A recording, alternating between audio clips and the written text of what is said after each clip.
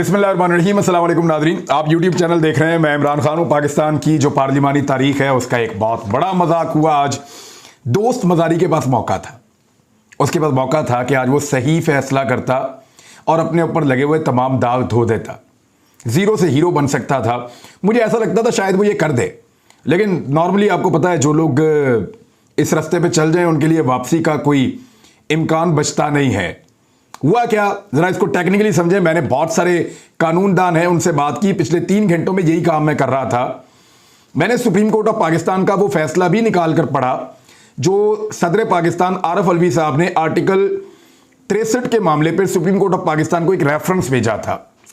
यानी वो ये जानना चाहते थे कि जो लोटों का मुस्तकबिल क्या होगा, क्या लोटों का वोट काउंट हो सकता है, क्या लोटे जो हैं वो डी सीट होंगे तो क्या हमेशा के लिए होंगे, तो ये जो लोटा क्रेसी या हॉर्स ट्रेडिंग है इसको कैसे रोका जा सकता है। ये कुछ सवाल थे उनके। इनमें एक सवाल का तो बड़ा क्लियर जवाब आया था सुप्रीम कोर्ट ऑफ पाकिस्तान की जानिब से कि जो लोटा होगा उसका वोट काउंट नहीं होगा, वोट काउंट नहीं होगा। उसी को बुनियाद बनाकर दोस्त मजारी ने आज ये कह दिया कि मुस्लिम लीग काफ के 10 वोट काउंट नहीं होंगे। हुआ क्या, पहले जरा आप गेम समझ लें, उसके बाद मैं आपको बताता हूं कि कानून और आईन इस पे कहता क्या है और इस सारे गेम का बनेगा क्या। ये बहुत इंटरेस्टिंग है। नंबर 1 तो ये है कि पाकिस्तान तहरीक इंसाफ ने इलेक्शन जीता, पब्लिक ने उनको वोट दे दिए, 75% इलेक्शन उन्होंने जीत लिया। 4 सीटें गई नून लीग के पास और 1 सीट गई आजाद उम्मीदवार के पास, और वो आजाद उम्मीदवार भी नून लीग के साथ मिल गया। तो 15 सीटें, 75% इलेक्शन पाकिस्तान तहरीक इंसाफ ने जीत लिया। 1 सीट जो है उसके ऊपर रोला पड़ गया और उसको रीकाउंटिंग के लिए कहा गया। जो इलेक्शन कमीशन का अमला था, बजाय इसके कि वो तमाम उम्मीदवारों को बिठाकर वोट निकालता, रीकाउंट करता और फिर फैसला करता, उसने खुद ही काउंटिंग करके खुद ही फैसला करके उसने दोबारा पीएमएलएन के उम्मीदवार को रात गए जितवा दिया। सुबह पता चला कि नून लीग के उम्मीदवार को बाकायदा नोटिफाई कर दिया गया कि ये जीत गया है। यानी एक वोट जो है नून लीग का वो नोटिफाई किया गया कि ये जीत गया है। जिस खातून को कोरोना था उनको लाया गया और लाकर उनको भी असेंबली के अंदर पहुंचाया गया। फिर कल मेरी इतला के मुताबिक मेरे कुछ दोस्तों ने मुझे बताया कि कुछ ताकतवर लोग जो हैं वो नून लीग के बंदे पूरे करते फिरते हैं। मैं फिर आपको कह रहा हूं कि कुछ ताकतवर लोग हैं वो नून लीग के बंदे पूरे करते फिरते हैं, और उन्होंने नून लीग के वो बंदे जो इधर उधर कहीं भाग दौड़ रहे थे उनको पूरा करने के लिए अपना रोल प्ले किया। तो कर आके हमजा शहबाज के पास 179 की स्ट्रेंथ मौजूद थी। पाकिस्तान तहरीक इंसाफ के 2 लोगों को गायब किया गया था, वो 176 रह गए, जबकि परवेज इलाही साहब के पास 10 वोट थे, वो 10 के 10 मौजूद थे। तो 186 लोगों को सूबाई असेंबली पहुंचाया गया। उस वक्त आखिरी हल ये रह गया था कि कुछ ना कुछ ऐसा किया जाए कि काफ लीग के वोट काउंट ही ना हो। पहले तो जो है जरदारी साहब ये ऑफर लेकर गए शुजात साहब के पास कि जनाब आपने परवेज इलाही को वजीर आला ही बनाना है ना, हमारी पार्टी से बना लें। हम पीपल्स पार्टी वाले भी, नून लीग वाले भी, राहे हक पार्टी वाले भी, आज़ाद उम्मीदवार भी, और परवेज इलाही साहब के अपने 10 वोट हैं, हम सारे के सारे आपको डाल देते हैं, आप परवेज इलाही को वजीर आला पंजाब बना दें। लेकिन इमरान खान का वजीर आला पंजाब नहीं होना चाहिए, क्योंकि अगर इमरान खान का वजीर आला पंजाब आ गया तो फिर वो वफाक में हमें 10 दिन भी नहीं चलने देगा और फिर हमें जनरल इलेक्शन की तरफ जाना पड़ेगा। अगर हम जनरल इलेक्शन की तरफ गए तो इस वक्त हमारा मुस्तकबिल कोई नहीं है। अभी हाल ही में तमाम पॉलिटिकल पार्टीज पाकिस्तान तहरीक इंसाफ के डंडे से या वोट की ताकत से डर कर उन्होंने कराची के अंदर इलेक्शन कमीशन की मिन्नतें करके इलेक्शन कैंसिल करवा दिया।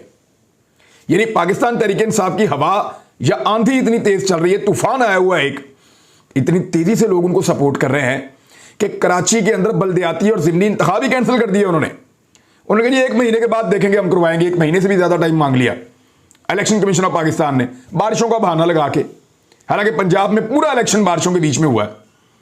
तो ये एक्चुअली जरदारी साहब ने उनको बताया कि जी इस वक्त उसका मुकाबला नहीं किया जा सकता इमरान खान का, जनरल इलेक्शन की तरफ जाना बहुत बड़ी बेवकूफ़ी है। हमारे पास आखिरी हल ये है कि आपने वजीर आला बनाना है ना परवेज इलाही को, उन्हें बुलाएं, मेरे सामने बिठाएं, मुन्नस इलाही को और परवेज इलाही को। मैं अपने सारे वोट हमजा शहबाज को विड्रॉ करा देते हैं, हम वोट डाल देते हैं और परवेज इलाही वजीर आला पंजाब बन जाए हमारी तरफ से, इमरान खान की तरफ से ना बने। लेकिन मुन्नस इलाही ने और परवेज इलाही ने रात को मिलने से इनकार कर दिया।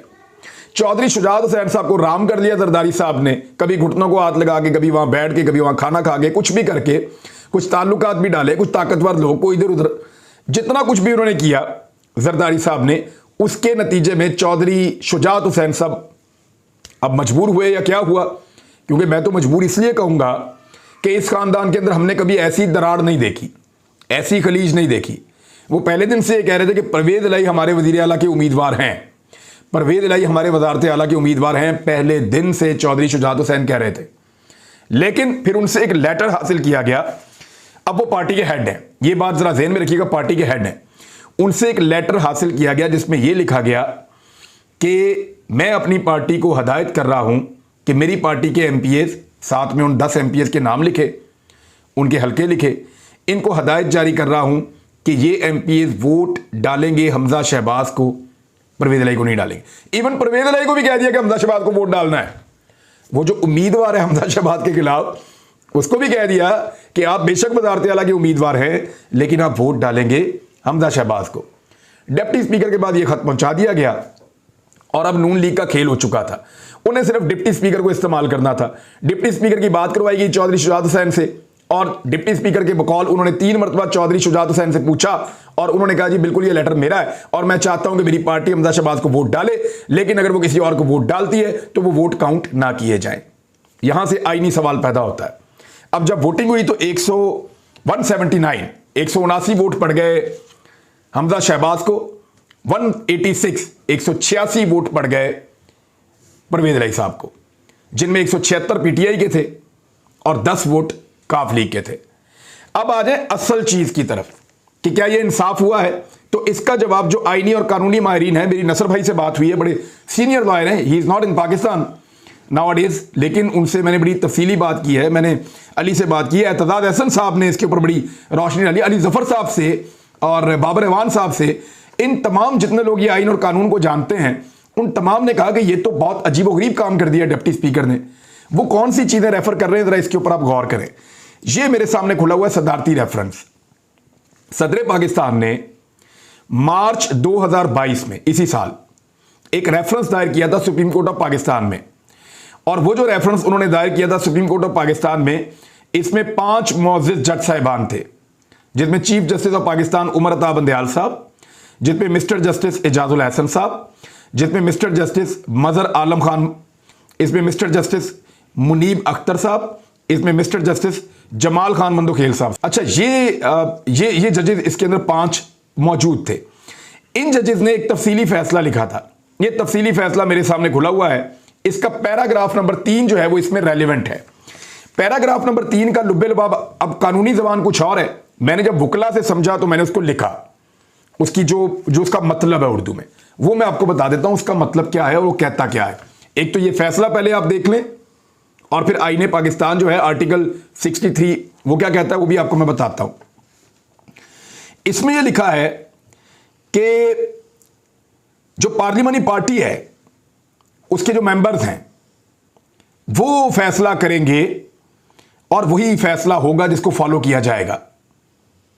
यानी इसको जरा गौर करें, पार्लिमानी पार्टी जो फैसला करेगी, पार्लिमानी पार्टी है, पार्लिमानी पार्टी का हेड नहीं है। ये नहीं है कि पार्लिमानी पार्टी का हेड अकेला कह रहा है कि हमजा को वोट डालना है और बाकी पार्लिमानी पार्टी कह रही है नहीं जी हमने डालना है वोट जो है वो परवेज इलाही को।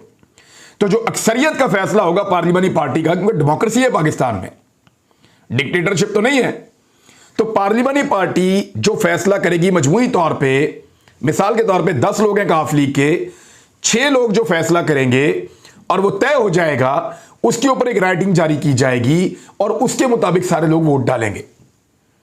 ऐसा नहीं हो सकता कि लोग वोट अपनी मर्जी से कुछ और डाल दें।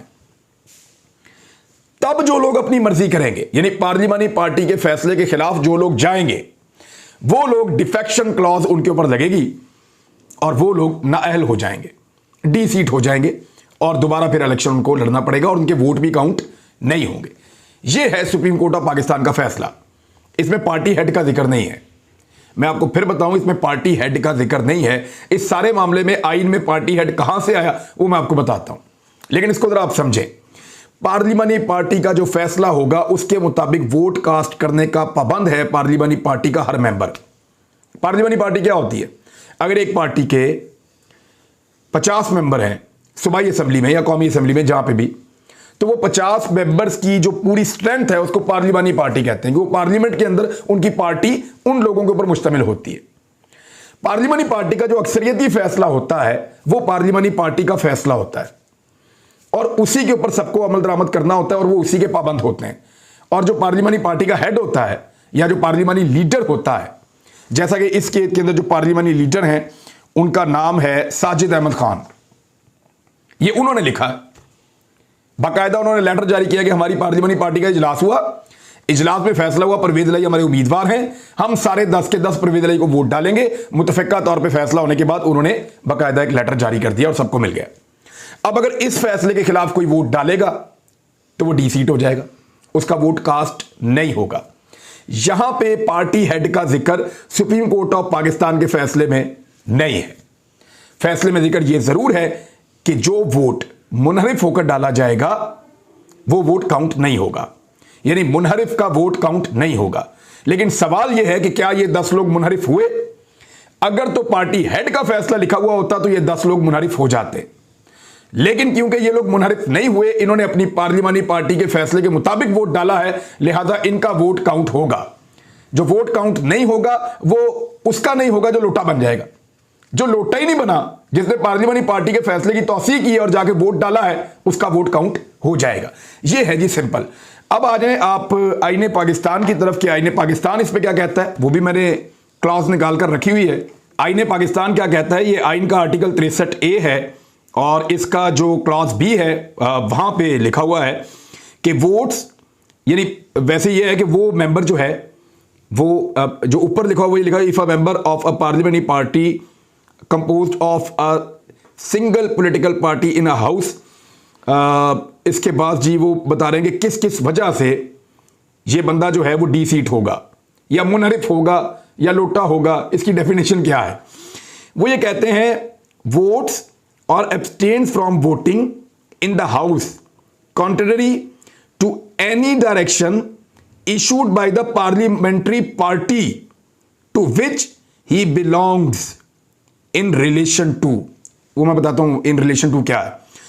सादा ये कहा जा रहा है, इसको आप समझें कि वोट डाले या वोट डालने से रुक जाए अपनी पार्लियामेंट्री पार्टी की मंशा के खिलाफ, यानी जो उसको उसकी पार्लिमानी पार्टी कह रही है उसके मुताबिक वोट ना डाले या किसी और तरफ वोट डाल दे तो उसके ऊपर डिफेक्शन क्लॉज लग जाती है। यहां पे पार्टी हेड नहीं लिखा हुआ, ये आर्टिकल 63A(b) इसके अंदर लिखा हुआ है कि यहां पे पार्लियामेंट्री पार्टी का फैसला अहम है। अगर पार्लिमानी पार्टी के फैसले के मुताबिक एक मेंबर वोट डालता है तो ठीक है, अगर उसके खिलाफ वोट डालता है तो गलत है, और अगर पार्लियामानी पार्टी कहती है कि तुमने वोट डालना है और वो नहीं डालता तो फिर भी गलत है। तो यहां पे पार्टी हेड नहीं लिखा हुआ, यहां पे पार्लियामेंट्री पार्टी लिखा हुआ है। 1 मिनट में सुप्रीम कोर्ट ऑफ पाकिस्तान इसको उड़ा के रख देगी। अब ये किन 3 चीजों के ऊपर लगता है, ये भी जरा सुन लें आप। नंबर 1 प्राइम मिनिस्टर के इलेक्शन के ऊपर या चीफ मिनिस्टर के इलेक्शन के ऊपर। नंबर 2 वोट ऑफ कॉन्फिडेंस या नो कॉन्फिडेंस के ऊपर, एतमाद का वोट लेना या अदम एतमाद का वोट है उसके ऊपर, या वजीर आजम या वजीर आला के इंतखाब के ऊपर, या मनी बिल के ऊपर, जो आपका मनी बिल होता है जब आपका बजट पास हो रहा है। ये 3 मौके ऐसे हैं जिसके ऊपर आप मजबूर होते हैं, आप बाउंड होते हैं कि आपने अपनी पार्लिमानी पार्टी के फैसले को ताजीम देनी है। इसके अलावा आप जो मर्जी करें, आपके ऊपर कोई इनहराफ का धब्बा नहीं लग सकता, आपको लोटा नहीं कहा जा सकता। इन 3 चीजों के ऊपर इनहराफ होता है, लेकिन लिखा हुआ है कि पार्लिमानी पार्टी जो फैसला करेगी उससे आप नहीं भाग सकते। यहां पे तो पार्टी हेड नहीं लिखा हुआ। ये कॉन्स्टिट्यूशन ऑफ पाकिस्तान मैंने आपको पढ़ के सुनाया, ये दोस्त मजारी ने नहीं पढ़ा। कितनी देर, चंद घंटे, 1 दिन, 2 दिन, इससे ज्यादा इसको नहीं घसीट पाएंगे, इससे ज्यादा मुमकिन नहीं है, इससे ज्यादा कर नहीं पाएंगे, क्योंकि तमाम आईनी माहिरीन कह रहे हैं कि यह सब कुछ उड़ जाएगा, इसमें से कुछ नहीं निकलेगा। अब हुआ यह है कि इसकी बुनियाद के ऊपर दोस्त मजारी ने यह कह दिया कि ये 10 वोट मैं नहीं मानता, इनको रिजेक्ट करता हूं, और ये सुप्रीम कोर्ट का फैसला था, और पार्लिमानी पार्टी के हवाले से वहां पे कह के खड़े होकर राजा बशारत कहते रहे कि जनाब आप ये कह ही नहीं सकते, आप ये कर ही नहीं सकते, पार्लियामानी पार्टी का फैसला मौजूद है, हम आपको दिखा रहे हैं, चौधरी शुजात हुसैन का ये इख्तियार नहीं है। लेकिन इसके बावजूद उन्होंने कहा जी बिल्कुल इख्तियार है और मैं हमजा शहबाज को वजीर आला पंजाब बरकरार रख रहा हूं। अब दो चीजें आप याद रखें, ये री वोटिंग नहीं होगी, वोटिंग हो चुकी है, जो मुश्किल काम था वो हो चुका है, री वोटिंग अब नहीं होगी क्योंकि पीटीआई का 176 और 10 वोट काफ लीग का पड़ चुका है। री वोटिंग नहीं होनी, ये कोई अदालत नहीं कहेगी कि आप री वोटिंग करवा लें। अब होगा ये सिर्फ इसके ऊपर यह फैसला आएगा कि काफ लीग के वोट वैलिड है या नहीं है। जिस वक्त काफ लीग के वोट वैलिड होंगे उसी वक्त वजीर आला पंजाब बन जाएंगे। अब ये आज होता है, कल होता है, 2 दिन में होता है, डिपेंड करता है, क्योंकि देखिए पाकिस्तान में बहुत तनकीद की गई पाकिस्तान की आला अदलिया के ऊपर, और अदलिया हमेशा से काबिल एहतराम है। अदलिया हमेशा से, मुझे भी अदालत से इंसाफ मिला था जब मुझे इन्होंने वो बनाया हुआ था शटल कॉक, कभी इधर कभी उधर कभी उधर, मजाक बनाया, तमाशा चला रहे थे पाकिस्तान में, तो अदालत से मुझे रिलीफ मिला था। अदालतों में लोअर जुडिशरी से लेकर जो आला अदलिया है हर जगह पे मुझे इंसाफ मिल रहा था। तो मुझे ये बड़ा रियलाइज हो गया कि अदालत के अलावा आपके पास ऑप्शन कोई नहीं होता। अब डिपेंड करता है पाकिस्तान की अदलिया के ऊपर कि वो कितनी जल्दी इंसाफ फराहम करते हैं। क्या वो एक मरतबा फिर रात को अदलिया खोलकर लोगों के जो गिले और शिकवे हैं उनको आज ही रात दूर कर देंगे, या फिर वक्त के साथ साथ इंसाफ मिलेगा। लेट्स सी, होता कि अब तक के लिए इतना ही, इसका निकलना कुछ नहीं है, ये सिर्फ चंद घंटों की मौज मस्ती है मेरे ख्याल में, इससे कुछ नहीं निकलेगा। अब तक के लिए इतनी, अपना ख्याल रखिएगा, अपने इस चैनल का भी। अल्लाह हाफिज।